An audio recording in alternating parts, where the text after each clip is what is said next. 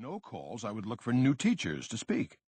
I was a business of one, and running it out of my $325 a month studio apartment on the Upper West Side of Manhattan.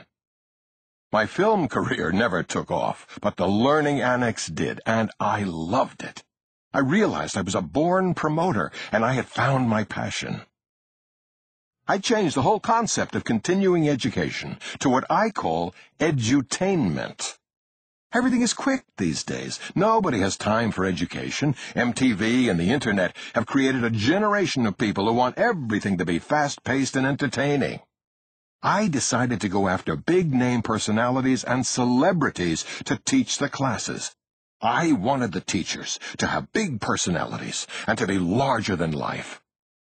When we added the glamour of celebrity names to our roster, attendance skyrocketed, and more luminaries were willing to say yes to my requests for them to teach.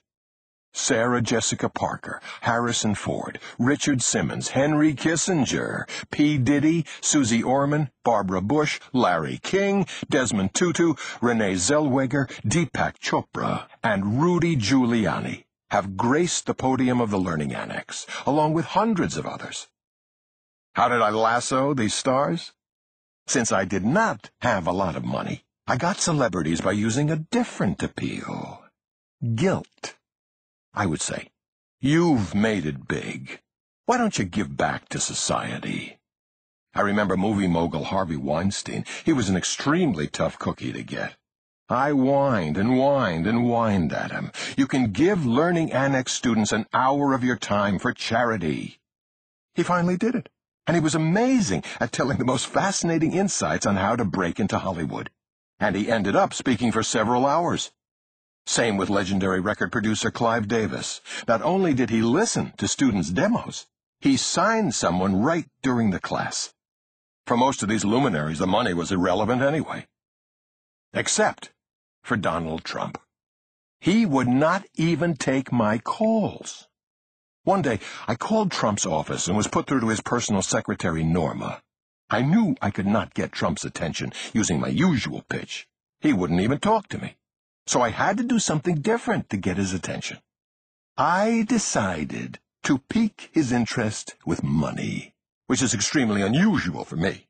But I really wanted to get him, so I decided to go for it. I offered what to me was an enormous amount of money, $10,000. His secretary asked, "That's it?" and dismissed my offer, as if it were a cheap bottle of Chianti. She curtly added, "I don't think so," and hung up the phone.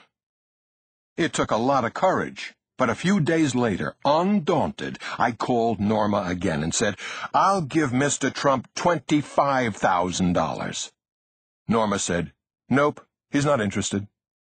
I was stunned. After that, I realized I had been playing it safe. The following week, I took an enormous risk. I offered $100,000. That was the most money I had ever offered a speaker, but it had no impact on Norma, who said without hesitation, "No way, Donald still couldn't do it." I sat back and thought really hard about what to do next. Should I drop the idea of having Donald Trump, or should I keep trying? I didn't know what to do. Then I remembered what performance guru Tony Robbins had taught me. If you want to make it big, you gotta push yourself beyond your limits. You gotta pump yourself up and get yourself into a hyper-mental state. And you have to do this yourself. Nobody can do this for you. I decided I wanted to be big. Donald Trump was the ultimate Mr. Big. We all have heroes, and Donald was mine. If I wanted to play in the same arena as him, I had to push myself to a new level. I pushed out my chest, took a deep breath, and gathered all the energy I could muster.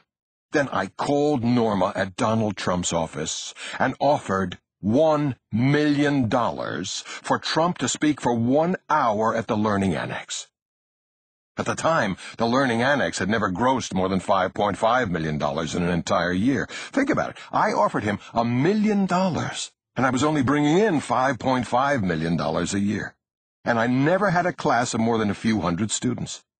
How was I going to get my money back was beyond me at that moment. But I knew I had to do it.